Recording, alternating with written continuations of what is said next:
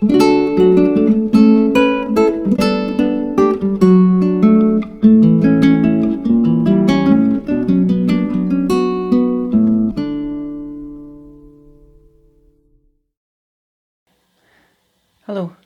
A lot of you will know I make my videos often based on suggestions I get from my viewers. This one is the same as that, but also a little bit different. The last video I made showed everyone how to make a water dropper and a little wooden jig to hold the glass in place while you're engraving. And I went through the whole process really of making the water dropper, showing how to put it together. And a few days after I'd posted it, I got a comment from one of my viewers asking what happened to the water after it had dripped down out of the dripper onto the glass.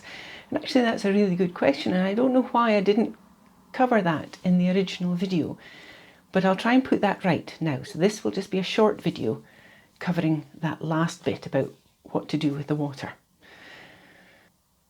I've also had a few comments, quite rightly I think, saying that the sound quality isn't very good. So for this video I'm trying out a little microphone, so I've no idea how that's going to work, but if you let me know in the comments whether the sound quality is any better or any worse, and then I'll know whether to keep trying with this.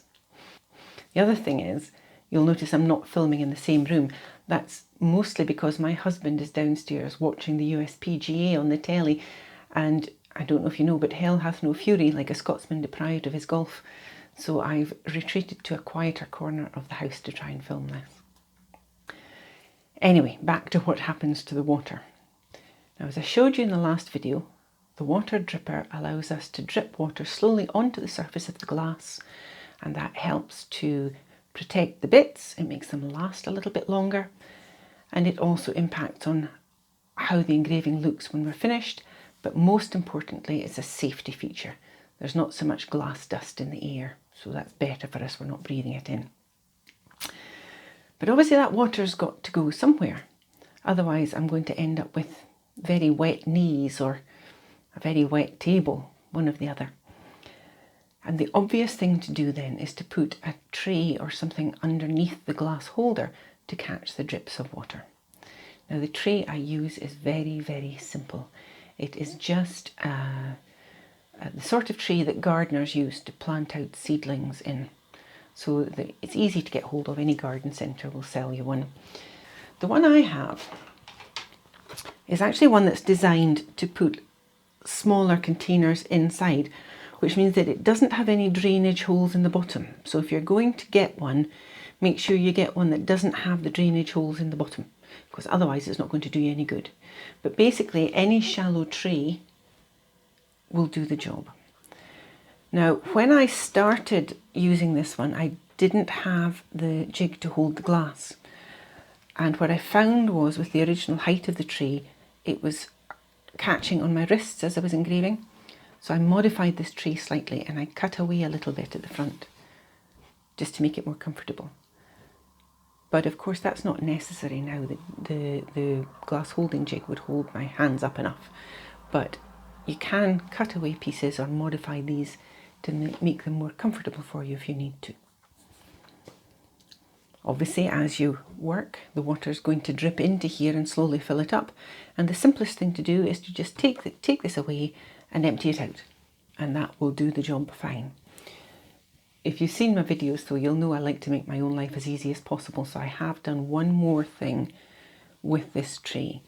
And I don't know if you'll be able to see it, but in this little corner here, what I've done is I've drilled a little hole, and I've got another piece of this aquarium air tubing, which is held into that hole. You could either use a hot glue gun, would do it, or some of the silicone that you get to go around the bath.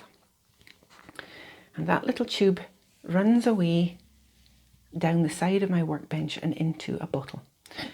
What that means is, as the water level starts to rise in this tray, eventually it will enter that tube and run away, and it actually starts a sort of natural siphon effect happening, and that draws the water out of the tray and down into the bottle, so that I only then have to empty out the bottle once it's starting to get full. And that is really all there is to it. Any plastic tray, container, flat thing that will hold water will do the job for you. And I see the tube at the side to let the water run out is not necessary, but it's quite handy. So I hope that explains what happens to the water when it comes out of the water dripper. As I said at the beginning, a lot of my videos I make because of questions that are asked in the comments. I have a few things that are waiting to be done, but I think the next one will be either, I got a request a while back to look at how to do portraits in glass. I'd done one on pet portraits, but asking specifically about portraits of people. So I might do that one next, or there's another one which is outstanding, which is about how to put colour into the engraving and different ways of putting colour in there. So it'll be one of those two next, depending on which one I get finished first. Anyway, I hope this has been useful and maybe cleared up the mystery of what happens to the water if you're using a water dripper. Thank you for watching.